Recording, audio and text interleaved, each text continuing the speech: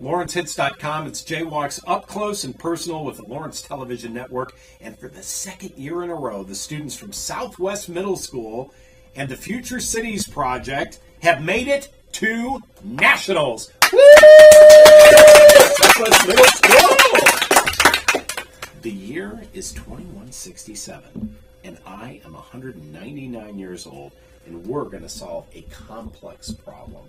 So last year, we solved a problem that I thoroughly did not understand with electromagnetics, and it was way over my head. What is the problem today? Who can explain it?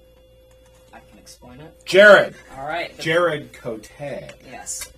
The problem that we have to solve this year is how to sustain our population during a growing season. And we have to use urban agriculture as such. We have to grow one vegetable and one protein. Okay. As our main vegetable and protein. We can have others, but we have to have one main vegetable and one main protein. So what did you grow? We ended up growing kale and mussels. That's easy, right? Kale, mussels, sounds good. So why was this a major problem in 2167? A lot of it was because of rising populations and etc. and lack of space. So we needed a way to grow the food for the huge populations that we're going to have. Our city actually has 2.5 million people living in it with no space left over for growing. So that's what we needed to do to be able to grow the food for that. So this is Nora Aga, and with all those people and no space to grow anything, where were you growing your food? On the roof? Well, some of it is, Okay. but most of it is grown on an artificial island that we created because we're saying that there's going to be flooding along Copenhagen's coast. So we created a false island, an artificial island, which we anchored vertical farms to and also mussel farms. So we grow our kale and our mussels. Okay, how do you create a false island? Who can answer that? Somebody who hasn't spoken A lot of before. graphene. Okay, this is Dane Wrench. Yeah, it's basically a lot of graphene. It's mainly just the sheets of graphene, which are, if they're rolled up, it creates carbon nanotubes. So it's a bunch of graphene, and it's layered on top of each other, but it's 200 times stronger than steel, so it can sustain all that weight. Do you get this? I'm not getting this. Okay, so it's stronger than steel, but it's made out of what? It's made out of graphene. It's made out of graphene. Non-corrosive, too. That's the answer I wanted. Now, wait a minute. This is Andrew Anderson. Yeah. Non-corrosive tubing. So that means no matter how many chemicals are in the water, it's not going to crumble. It's good to go, right? Conceivably. Hopefully. Hopefully. Wow. And you presented hopefully? I mean, I don't know how corrosive or no, but it's not going to, rust or be damaged by the seawater. Okay. So that's an answer, right? So what happens next? What's the next part of the project? Ted Sheen, way to step in. I guess after we created an island, we needed to build vertical farms to feed our city. How'd you get to the island? Was there a bridge to the island, or? There's a transportation system where the food will be transported to a food hub. Is it through on the mainland. tubes, the non-corrosive tubes? No. How does the food come across? Double maglev trains? No, our food is our island that we've created is actually anchored to the flooded part of Copenhagen's coast because we're in Copenhagen, Denmark, in 100 and something years. So, we have the artificial island that we've created actually in the ocean. So we load all of our food once it's fully grown off of it onto ships, which we then send to the coast. Didn't that make more sense, right? We get the food to the ships. And and then we transport it from the ships to our double maglev train system. So Ted was correct. So from the ships to the double maglev train system. Electromagnetic And field then now. when we get that, we use the double maglev trains to get it around the city. Okay. And around the city means that people can partake, or do they go to distribution places, or how does the food distribution work in 2167? Is there a Checkers grocery store we can go to? Well, once the food is on the double maglev train systems, it goes to community gardens, which are food hubs for our food, but also there's other food grown in the community gardens where citizens can volunteer to help grow it. This is Claire Fedema, by the way. Okay, so is the food something that is purchased by consumers, or is this communal, meaning that I don't exchange money, but I just participate? Well, citizens pay a small fee for the food. Okay. Unless they volunteer in the community gardens, then they're given the food for free for depending on how often they work in the gardens. Okay. Could this work today? Do you think? I mean, it's an interesting model. Well, there's already been systems like this in like New York, for instance. They have a little like thing where you could go in and like there's a big, well, not big, but a small community garden so that you can get stuff. But it just didn't work well because people didn't know how to like prepare the food that was given in the garden. Oh. So we grow the kale and the mussels, but we don't know what to do with it. So we're going to teach people how to eat, prepare, consume the food, right? Okay, so that's part of the system. It's part of the community gardens. That makes sense. What happens if you're allergic to mussels? Well, That's actually our community gardens help provide enough food so that if somebody has allergies or special needs, that they can just eat food from the community gardens and still get God, their I thought I nutritional was going to value. starve. I'm allergic to mushrooms. I'm allergic to mussels, too. So, this being I said... see these right here. Gosh. That was really good. I mean, so You're you're welcome. 14? Yeah. That's going to be a salesman. No, I'm not. No, God forbid. All right, so how do we get to Denmark? Who came up with Denmark? Did we just roll the dice and we got Denmark? it was actually Monica. It was Andrew. No, it was Andrew. Oh, it was Andrew. Oh, Yeah. You chose I chose Denmark? Denmark. How'd you come up with that? Have you ever been to Denmark? I have not. My dad has, though. Oh, so Shout out the to old- Andrew's dad. The old slideshow deal, huh? So, did that add any complications into the mix? Well, Copenhagen's like on the coast. Right. So one of the concerns was rising sea levels Okay. from like global warming, considering we're Right. probably like 50. So we're predicting that in 2167 we're going to have lots of coastal erosion because of rising oceans and seas as a result of global warming. That's what the prediction is based on. Yeah, to some Okay. extent. So we've moved where old Copenhagen was, which is now Blomstrandliv, like farther inland. Okay. So people who've moved inland. What happened to the old coast? Is it just gone? Did all the buildings go into the water? Is it like the sunken city, or what's the story? Or doesn't that matter? Well, from what I understand, like all the historical buildings were then moved inland, so we still have like the Copenhagen. Yeah, Copenhagen has a lot of like historical architecture. Could you imagine having to move Abe and Jake's Landing? That would be ridiculous. How would you move all of these buildings? Well, not all of them, just like the most historically significant. Okay, that's fascinating. So Danny Lawton Barker is the teacher who has been the coach, and this is how many years for you now? I think Chris and I have been working on Future City for 7 years. Okay, and maybe. Chris Storm, who's the engineer mentor. So 7 years. So does the premise change every year? Yes, it does. Okay. The national folks pick a different problem that we have to solve every year, but they're all engineering problems. Okay, so what was the official problem this year? Urban agriculture. Urban Urban agriculture. agriculture. Yeah. Okay. And it's jumped around quite a bit. Last year was transportation, Stormwater management. nanotechnology. Now, do they give you any guidelines? Do they say, well, your project must include the following things? Or are you pretty much on your own to define the problem, address the problem, and present a solution? No, we actually have quite a manual that we have to follow that has lots and lots of rubrics that the kids get to know quite well. There are 5 components. Look at Dane's face. His eyes lit up.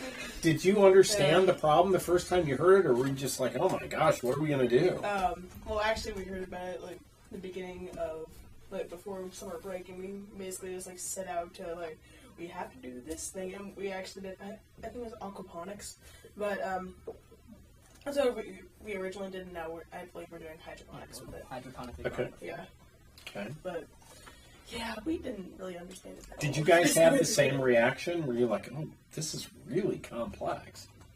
Yeah. Well, also, like, when it said like one protein and vegetable to sustain your city for growing season, we got really scared because we thought we had to find like this one like food that would just have all the nutrients, like Kale. just. That's the answer. But we then realized that we could have like different foods, just they wouldn't be grown as a mass scale, just like Okay. kids. Did you have problems understanding the mechanics going into this? Did you have to learn new things, math, science, stuff like that? Definitely. Okay. So what was the hardest thing that you had to learn? Because I don't even remember what a rubric is. I mean, that's like 100 years ago for me. I don't know exactly what the hardest problem was, but a lot of the like concern, I shouldn't say concern, like understanding of it was all like the terms associated with agriculture and engineering, Right. and just aquaponics and hydroponics. I know dirt. That's a good one, right? And I know water, irrigation, and seeds, and A lot more complex than that. apparently so, Jared. That's Apparently so. essentially that's the main part of it. It's just seed, water, dirt. Or How do you dirt. fertilize the food? Well, our food is grown hydroponically, basically. So it's grown in water with like no soil. So is this like the upside down tomatoes deal? Kind of, sort of. Our kale is grown in tubes, and there can be kale growing out of the top, the sides, and the bottom of the tubes because it can grow in any direction. Okay. And in the water, we have a nutrient solution of organic waste, which is mainly composed of mussel shells. So the two systems work together. So the organic waste from the mussel shells provides the fertilizer. As That's well as, pretty cool. as well as other organic stuff. Okay, so was there any? Well, that's a scientific. Yeah, term. it's a very scientific term. Byproducts of our community gardens. Byproducts. Jared again. I got you. And stuff. And stuff. I like stuff. That's a language I understand. There you go, Claire. You like What happens if you have a problem with water? Because one of the biggest problems in our country right now is declining water resources, especially fresh water. So how does that impact your problem? Or was that just not a factor in the equation? Was water a constant? Was it a given? No, well, one of the things we did is we used our desalination, which is we filter out the salt water particles from our water, so then we can use that. Time out. How do we do that? Well, we use carbon nanotubes if somebody wants to get into the huge science of it, but since you like and stuff, Uh-huh. so let's just use. No, this is important because we need drinking water, and we've got oceans and oceans of salt water, but we can't figure out how to get the salt out of the water to turn it into fresh water. So if you've solved that problem, we'll just give her the Nobel Prize and we'll go home. Oh, thanks. Yeah. Nora would All right. Yeah. Ooh, okay. So this is, but in theory, it works. Yeah. And Okay. actually, there is desalination going on today, but it's not done mass scale, which is what we're saying is going on in the future, which will also decrease the price of desalination. So did you actually get into the science lab and desalinate water?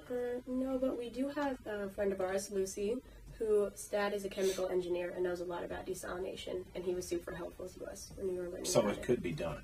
See, I'd like to see if it was. I'd like to taste the water. I just want to taste it. pretty fresh water. Yeah, that's what I'm saying. Water's water. Well, Okay. they also developed a side industry with all of the salt that was taken out of the water. They were, marketing that as well. To Buffalo, New York. I think so. Right. Because that's where you would need salt, especially this time of the year. Right. All right. So nationals, you guys are leaving tomorrow. Today is Thursday the 12th, even though you'll see this later. They're leaving Friday the 13th. Ooh, Friday the 13th. Good luck, guys. I Yeah. just thought about that. Are you all going? Just the three presenters plus Mrs. Locke Barker and Mr. Storm. Okay, so Well, tomorrow. yeah, right, tomorrow. The rest of us are leaving So on who Saturday. are the three presenters? That would be me, Claire, and Nora. Okay, very, very good. But we have 10 other students joining us Saturday. Okay, A lot of and fun, a lot of all of fun. this is happening in Washington, D.C., and you guys are staying in a hotel, obviously. Are you going to have time to see the nation's capital while you're there, or a little bit? Yeah, there are Okay. little pockets of time, and we have planned out, hopefully pretty efficiently, ways to see lots of things. A full itinerary. Yes, we do. That'll be Full good. itinerary. That'll be good. Have any of you guys ever been to Washington? You Yeah, have. I was there last Okay. summer. You were there last summer, so you guys, know the I place. was It's there no summer big deal. before. We just I got know. stuck in the subway. You guys gonna stuck? Funny story about that. Too. Yeah. The doors. Jared will be here all night. Oh, yeah. I could explain it in a lot of detail. But Essentially, what happens? The door closed before I got out, and then I just had to go to the next station. So So what happened? Did you walk back? Did you catch wasn't another paying train? Did you call your parents? my phone was dead, so I couldn't call. The story gets worse with each passing His second. phone is dead all the time. You could have ended up in a very interesting neighborhood. Well, Probably and the passed worst under. part which was is interesting. the station was closed. Oh, you got off the train and there was no one there. That's great. We're gonna keep really great track of Andrew. I think Andrew's going to have one of those tracking devices Yeah, on his wrist. I think so. Probably one of those like children's leashes that they sell at the store. He's not the only one. He's not the only one. Is that right? We'll keep track of all of them. Okay. Well, that's exciting, guys. I'm proud of you guys. It's amazing to me that your school consistently produces these results.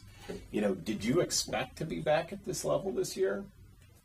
I don't know if you can ever expect it, but I do know these guys worked so incredibly hard. I can't tell you how many hours they put in, and therefore we put in as well. A lot. Yeah, I haven't counted them all, but I think they wanted this from the beginning because they saw the success of last year, and they also saw how much last year's kids had to work. Now, And was so- last year the first year for nationals? For us, yeah. For you guys? Yeah. Okay, but And not those the kids first year for also Southwest. No, it's the first year Oh, for Southwest. first year for yeah, Southwest. We originated Future City within Southwest. Okay. So, Nora, what did this mean to you? What has this experience meant to you? By the way, everybody gets to answer this. We're just going to pick on Nora. Okay, this There is you the go. first She's time I've standing. been picked on. Yeah. Okay, well, so a lot of it was like a great learning experience on time management and the engineering process, and it was just like so helpful on learning group working and etc. Very cool. Ted, what did it mean to you? I think what it means to me is we've just become like this one huge family, and we've gotten to know a lot each other. Yeah, we've gotten to Right there. know each other a lot, and we've also gotten each other sick a bunch of times. Oh yeah. Oh, Keep your yeah. hands to yourself, okay? Yeah. Hey, that wasn't even my fault that time. But Ethan just got sick.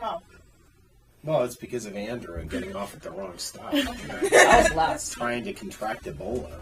I mean, it's terrible. Okay. Andrew, what did it mean to you? I don't know. It's kind of just really cool. And it's a lot of hard work, but it all kind of paid off because the result was getting to go to nationals with Sure. family. Yeah. That's beautiful. Claire? I really always loved engineering, and this was a really great opportunity to explore all different types of engineering and the things that I probably want to do with my life after I graduate from high school. So it's just a way of exploring that, and it was a really, really great opportunity. What about you, Dan? Well, it was a lot about engineering, and also we've all become one giant dysfunctional family over time, especially also last year with Future City as well. But just like learning new things along the way, learning how to use new computer software, learning how to do new things, learning how to use hot glue, especially a lot of hot glue. I still have scars. Yeah. From the hot glue? No. Yeah. Okay. Yeah. And Mr. Cote. Well, I wasn't in Future City last year. Okay. I'm the newbie on the team. But that's okay. But I saw how it turned out last year, how the boards looked, because and then everybody was like, "Oh, Jared, you should be a presenter on the team." I'm like, "Okay," so I joined, and then it was hard. It was I'm sure. really hard. And then What we was it won. like getting up in front of, what did you have to get up in front of 1,000 people? How many people? Not 1,000 people. If we get in the top 5 at nationals, it'll be 1,000 Okay. people. Or more. Or more. But was, But, was that the first time you've had to get up in front of a group of people and express yourself? No, No? I'm an actor at my school. So. Oh, Lord, here we go. Another one. As you can probably tell. Yeah, I'm on the board of Theater Lawrence, so Don't you go too far, because we may have a role for you down the road in one of our shows. Yes, please. There you go. Where were you when we were casting Mary Poppins? This is that show we were doing. When was Mary Poppins? It was over the holidays. Thanks for coming. You're welcome. Never mind. Chris Storm, the engineer mentor, what did this mean to you? Well, it's really great working with the kids, and I'm kind of helping them manage time is maybe a stretch, but work together as a team and work towards getting something accomplished. And then also showing them that engineering and the science and mathematics can be cool, and it can be fun. Do you guys agree with that? Are mathematics and science cool and fun now? Yeah. Because I think this is kind of cool, and I'm wondering, like, if you guys now want to continue solving problems together. Like, if we threw something out on the table and said, okay, you guys take 10 minutes and figure this out, do you think you could? Knowing the dynamics that you've achieved here? Depends on the problem. Yeah. Right. I mean, if it's world hunger, probably not. But. Well, I mean, there are lots of problems, but I mean, this is cool to get a group of people together, because this is what leadership is all about. And the whole concept, in my opinion, behind this is that in order for us to solve the problems of the future, we have to come together and we have to listen to one another and find ways to achieve consensus and not fight. He's like, what? Why is he looking at me? How does he know this? He saw you, There you go. And work together, and that's how we get things done. So I think you guys are great, and I'd like to invite you to come back like we did last year, and then tell us how it went, and then maybe bring the model and explain the stuff that I have no idea what's going on. But you could explain it, and then the audience could understand it, right? Yeah. Okay. Jared Cote, Andrew Anderson, Dane Wrench, Claire Fatima, Ted Shee, and Nora Aga are going to nationals with SouthWest Middle School. I'm Jay Wachs. Thanks for watching.